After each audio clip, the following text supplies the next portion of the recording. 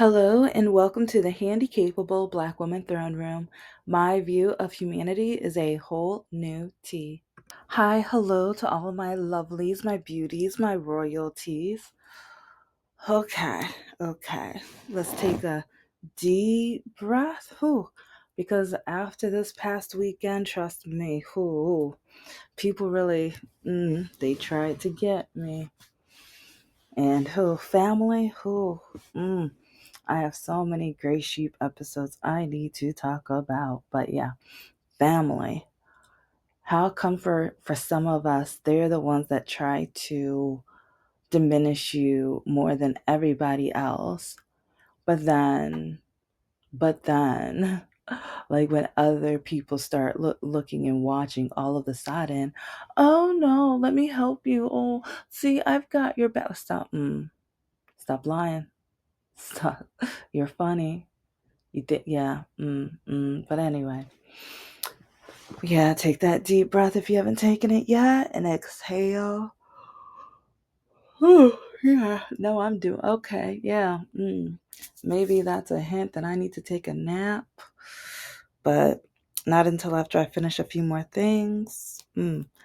But okay, this is a disability related one, especially after that Rebecca awful, terrible, bigoted jerk of a bully. And also, again, family, and to all of the people who called me a liar throughout my life. When it comes to Jamie Lynn Sigler and Christina Applegate, I can relate to them so much, and I'm gonna get the Christina Applegate book, um, because yeah, both of them interviewed on The View about their disability, and I got emotional during both. I did, honestly. And oh yeah, pause. Yeah, hi, hello. Don't forget to check out the Patreon. And don't worry, I'm not asking yeah, there's a lot under the $2 and $4 ones or whatever. Mostly like the $2 because I haven't really started the $4 one yet. But I have some for free if you want to see how America really is. I have screenshots for days, months, maybe even years for your eyes. You won't believe some of them are repeats but for reasons that relate to my disability, which I will talk about one day. But then the trauma and all yeah, so one day. But don't forget, because if you want to see the racism and bigotry, the sexism and the ableism that goes on, yeah, it seems like Anna from the Young Turks. Oh, I'm gonna talk about her all day. Yeah, she's gonna be the new Karen in my eyes after her little idiotic, poorly, just ooh, it's like basically to me, she's an idiot. She's stupid. It's like I used to watch The Young Turks and I also used to watch Shark Tank. I try to watch it now because I think the shark that I can't stand because I see him as nothing but a no good, capitalistic, selfish, capitalistic bigot. He is always on that one debate, like political debate show, and he's like hardcore MAGA, hardcore money, hardcore bigot. Yeah, in my eyes, in my opinion, that's how and he is one of the reasons I stopped watching Shark Tank because I'm so disgusted of him. He is so despicable, awful, like low minded, just evil, vile, corrupt. So yeah.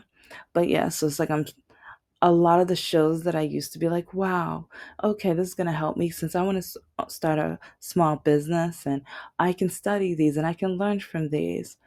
And yeah, so now when I watch, I try to watch the newer episodes, or when I watch, I'm like, oh, is he on it? Oh, he's not? Okay, I'll watch it now because I can't, like, I don't want to watch bigotry. I don't want to watch, instead of the bedding and stuff, they wear Gucci ties or high class clothing now instead of like just the clan hoods or whatever. To me, yeah, he's in a clan. That's in my opinion. And like he may say I'm wrong or whatever, but listen to how he talks to black people on that show, on that debate, on the debate, not Shark Tank. And also, yeah, there's been a few times where I listen to like when there's black owners, and I like the difference with how I've noticed that. So yeah, okay, that's just my opinion. That's my opinion. But yeah, check out my Patreon, check out my books. I'm gonna have more. I'm gonna have more. Trust me, my illustrator's been contacting me. I will have more, but trying to write them and create everything. Yeah, I'm so happy that I have so many ideas, but then I have so many ideas, and yeah. So, anyways, okay, let's start because how come for so many people they're either scared to, like, once they get a diagnosis, especially, they're scared, and that shows how our country is. It shows how they will treat us. It shows how low they think of us. And history wise, we have to remember the ugly laws and how we have 9 states right now trying to bring back parts of the ugly laws, trying to bring back some things that would be terrible for the disabled community. Absolutely horrible. And that's one reason I brought up my Patreon, because I already started like some of my discussions and some of my research on that. Yes, I used AI because yeah, I I write my stories by myself, but when it comes to research, yeah, it's like I look up, and then I do look up articles, but it's a mixture of articles and videos and AI. Yes, it is. If you don't like it, then you won't like me, because I try to use all of my resources, all of my technology, all of my, because yeah, I've got one life, and I'm going to do what I need to do in order to try to be as open minded and educated as humanly possible. Like with my writing, again, I write my stuff.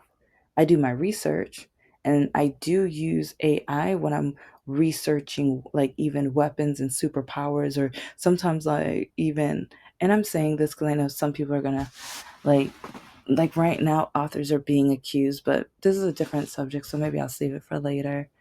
But yeah, I'm fully honest, and that's one reason I started this channel, is to be completely honest. So, and but yeah, I'll talk about that in another episode. Back to the disability life. Yay.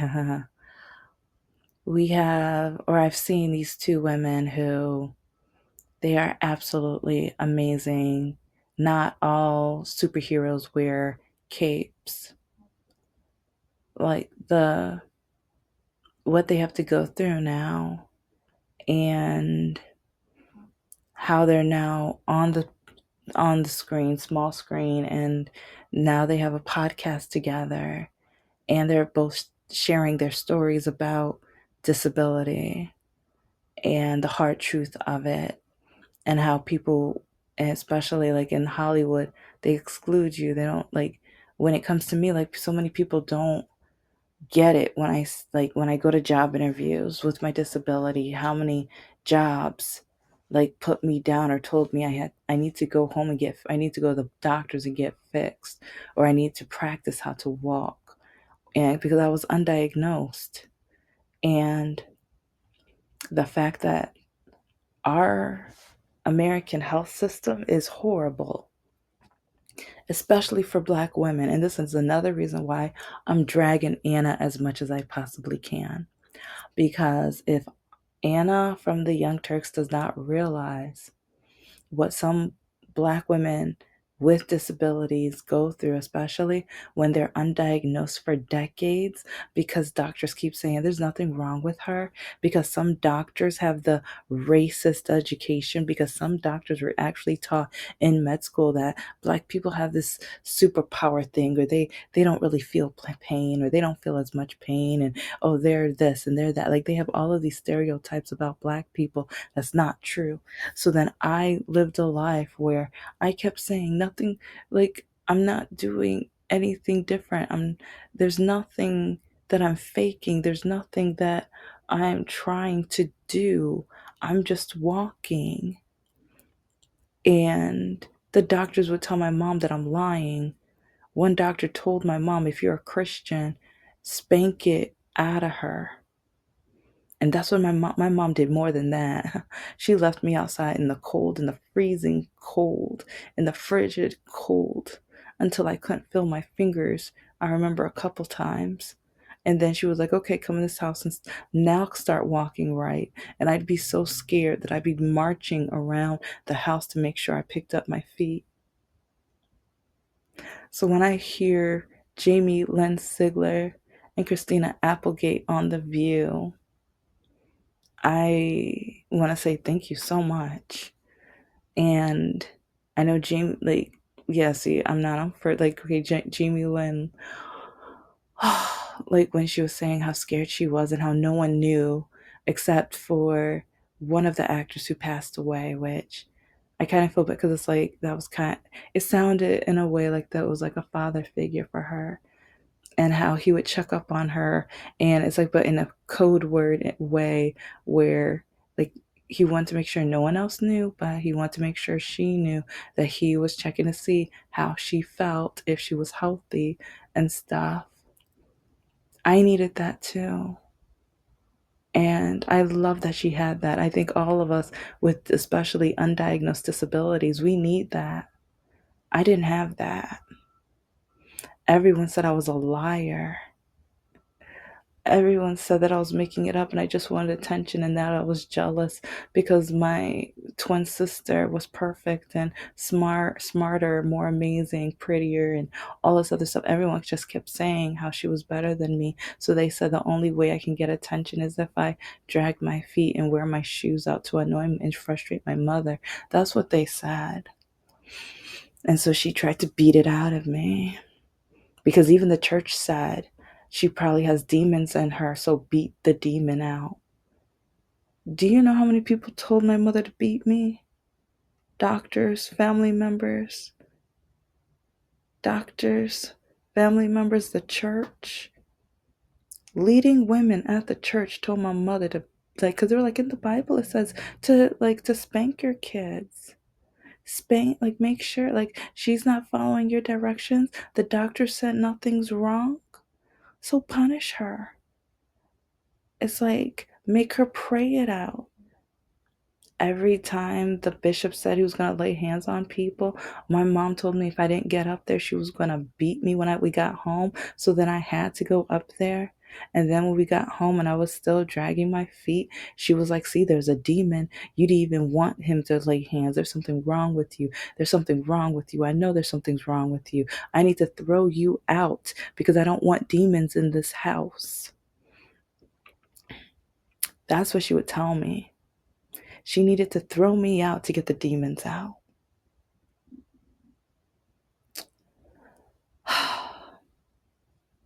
So when I heard about Jamie Lynn and Christina Applegate, I needed to hear their stories. And I went, it's like, when I start my candle and greeting card business, it's like, yeah, it's like, and oddly enough, yeah, the ladies of The View, especially, like, when it comes to Whoopi and Sunny, they know they're getting one. And then Anna, like, yeah, she's a Republican, but she's one of those Republicans where I'm like, we differ in opinion on so many things, but okay, okay, there's some things that, yeah, because when it comes to capitalism and, like, family, like, yeah, it's like but we're cool. We both agree with LGBTQ plus, and yeah, okay. So yeah, there's very very few Republicans that would be, yeah. I think she's like one of, I think there might be two or three that are on my list of, like, celebrities that I want to send one to. No, actually, no. I think there's two. There's not three. There's two. Yeah, she's one half. So, but Jamie Lynn and Christina Applegate are two others because them opening up their hearts, their stories, their representation You do not know how much representation matters and how they want to tear apart and destroy what DEI was. They want to stereotype it as like, oh, these people didn't deserve it. Oh, it's like it's reverse racism. No, it wasn't. It's not. It was not. No. It's like with the way both of these young ladies, they were like, or at least Jamie Lynn, she was scared to talk about it or admit it. I mean, she wanted to be able to keep working, being an actress and being a star. Like, she was scared how her fans were going to see her and look at her. And she's a famous star. And it's just like, if she felt that way, how do you think us everyday average people with disabilities feel, at least with visible disabilities? Because it's really sad how many people I've met with invisible disabilities, or some people who are deaf but they at least have the earpiece and stuff, so you can't, like, people don't really pay attention as much. But I know two or three deaf people with earpiece, like, they tell me that I have no problem finding a job. Oh, people see me like everybody else. Okay, well, I walk differently. People can see my disability from a mile away. They stare at me minutes before they see me and meet me. They have judgment like so much faster than if they meet you. Sometimes people, they get to meet you and talk with you, and then sometimes they're like, "Oh, now I see that there's like that piece in your ear." And or they're like, "Oh, that's a hearing aid. That's not one of those cell phone like things." So because I've seen it happen where at one of the places I work, like someone was talking to someone, and then next thing you know, they're like, "Oh, that's not one of those cell phone." They're like, "No, it's a hearing aid."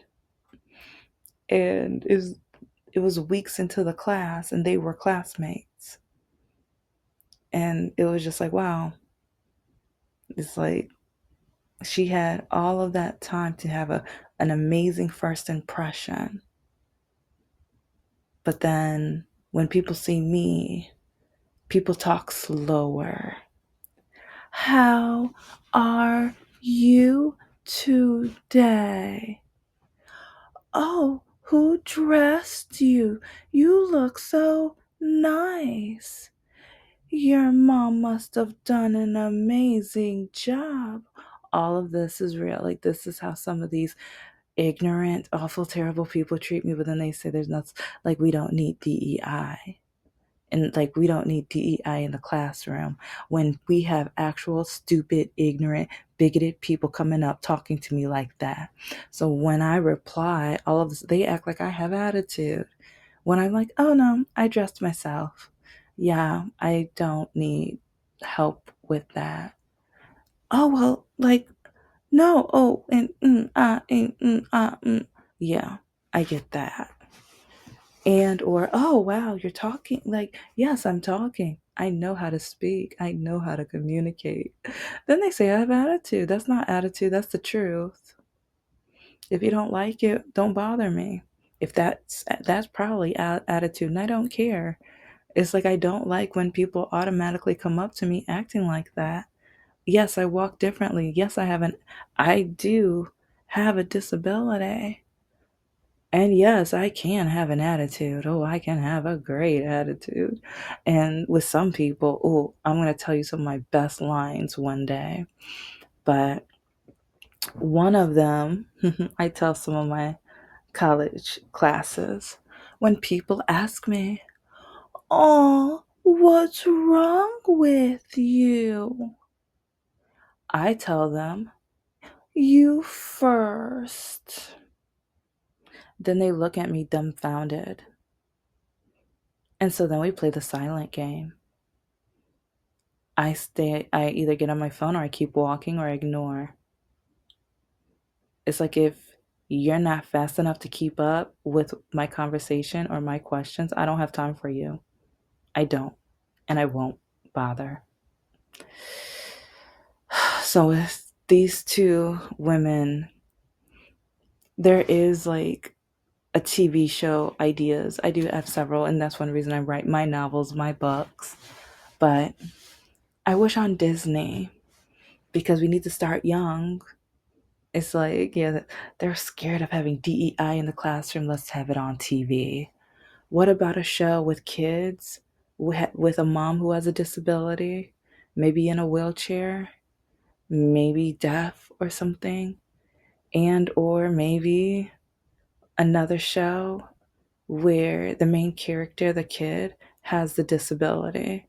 In both shows, they can go through how it feels to be have a disability in school with classmates and the bullies and what they say and do. And then with the mom, goes like, okay, she's on her way to work, but then okay, she's picking up the kids. Okay, the kids went through the door that does not have a wheelchair ramp and there's stairs. So now she has to figure out how to get to parent teacher conference and or meet this like or there's some schools that have no elevator, no wheelchair ramp, and she has to like yeah, there's stairs. And so and the one of the kid whose class it is, they're going to be so happy because they haven't been doing well in class. So that means the mom can't see the teacher. But the child then forgets there's email and texting and calling. So then, yeah, the mom will just end up calling the teacher to see if she can come down the stairs so that they can have it down there. And so, yeah, and then they have the talk at the end of the show. I mean, it's more than that, but it's like we need more representation. We need more people with disabilities represented on TV and in movies where it's not just I'm the character with a disability. Wink. And that's my entire plot. Yay. Because, like I said, it's like with the episode, like I put it into the show, but it's not her entire character. She is a mom. She went to work. She's doing her thing. And now she's trying to resolve the issue of trying to contact her child's teacher. Yes, the problem includes her disability, but it's not, her disability is not all that she is. And then with a student, it's like if they were the main character, if she was getting bullied, yeah, the bullying would probably relate to the disability. I've told you guys about my bullying. I've only told you a fraction of it because one of the jerks, oh my gosh, when he goes to hell, some people are like, I'm not a judge. I'm not a judge. But if you've been listening, you know the things he's done to me. Like through high school, I had bruises on me. I had bruises on me. And I told teachers, oh, he must like you. Like I keep saying, if you're a teacher and you say stupid things like that, you need to quit. You are a no good teacher. If a student is literally hurting somebody, yeah, it might be around puberty, but this is high school. We were like, I think this was my junior and senior year. Okay. He was literally tripped, like hiding behind corners of walls. So then when I'm passing by, he would put his foot out last second for me to fall flat on my face. And or he would kick me, and or he would hit me. And one of the times I had bruises, and this is why I dragged my Spanish teacher, because I told a lot of the times it would be right around that time. It was to the point where I had to start hiding in bathrooms until like the 1 minute bell rang. And then I would like one time the principal caught me running and I didn't care. I'm like, write me up. It's like I was running to get into the class on time, but I had to hide in the bathroom because that was the class where he was most likely going to hurt me, and no one defended me. I told the principal. The principal didn't care either. The principal said, "Oh, well, maybe you just need to talk to him. Maybe we just, maybe he likes you, but maybe like have you tried talking or communicating? Maybe you caused something. Maybe you did something and you don't even know it." I showed her the bruise on my arm that he put on me. Did he get suspended? No. No, he didn't. So, I don't know. I just feel like we need representation on TV and in so many different ways in books and TV. And that's one reason I write my books. That's one reason why I have my channel, because we need voices. And I'm so glad Jamie, because people actually listen to them. So I'm like, yes, thank you. I'm so happy. I'm so glad. They don't know how much of heroes they are, and they don't know how much I appreciate, because when it comes to visible disabilities, we can't forget what Candace Owens said the one time Kim Kardashian had I think one of the models was disabled in a wheelchair, and Candace Owens was just so disgusted by that. It's like, why is she like, so we're not human enough to be models? We're not human enough to wear clothing or to show that this clothing could fit and be comfortable when you're in a wheelchair too? Because there's some clothing, like with my scooter and things, it's uncomfortable. Doing a transfer, it's uncomfortable. It's like the way that they scrunch up and just, no, and the friction and things, it's not good. So yes, it would be nice if I saw, like, we need more like ratings from from individuals with disabilities, because the experience and the review was going to be from a totally different mindset. What is reviewed, how they are reviewed, and things. Because when I review restaurants, I review things that most people don't even look at or consider. And like when I go to the movies, it's like, how's the transfer? And then how it's like, are the lines with the food? And it's like, at this theater, do they do delivery of the food? Because having a disability, I don't really have a way to carry my drinks and stuff. So like, would they, do they? It's like, since I have a disability, can I ask for that assistance? And if I can't, what's another solution? So many things that other people take advantage, and then so many people say, well, people with disabilities should just stay home. I wonder if that's another reason why Jamie Lynn felt the way she did. Because I hear all the time, what are you doing out? Oh, you're a professor? Or, oh, you're a teacher? Oh, you're trying to write books? You work? Because even, oh, Mrs. Masher, my ex's Mr. No Heart's mom. Well, since I see you walk different, because I wasn't even diagnosed yet, you should just apply for disability. I see you have a disability, so I wouldn't mind if my tax dollars were going towards you, since I see it. So now I need to do a tour where I show everybody my disability, even though it's none of their business, just so I can get your government money. Like, shut up. You're stupid. It's like, everybody with a disability does not have to prove it. And then so many Republicans, oh, all these people are committing fraud. You're idiots. It's like, do you know every disability? They know some of the most common. Do you know how many Republicans tried to diagnose me? Oh, there's a medical nightmare story with my physical therapist. There's a few actually, but there's one specific, because one of the first ones, right before I got diagnosed, this man basically abused me. He, oh, and I actually said the word. I usually spell it, but I'm so, yeah, but he did. He did. That's one reason after I got diagnosed, he didn't want anything to do with me. He passed me on to another physical therapist. Yeah, he did. Thank you so much for listening to the Handicapable Black Woman Throne Room. I am a woman, I am of color, and I am handicapable. But most importantly, I am human, and you're human too.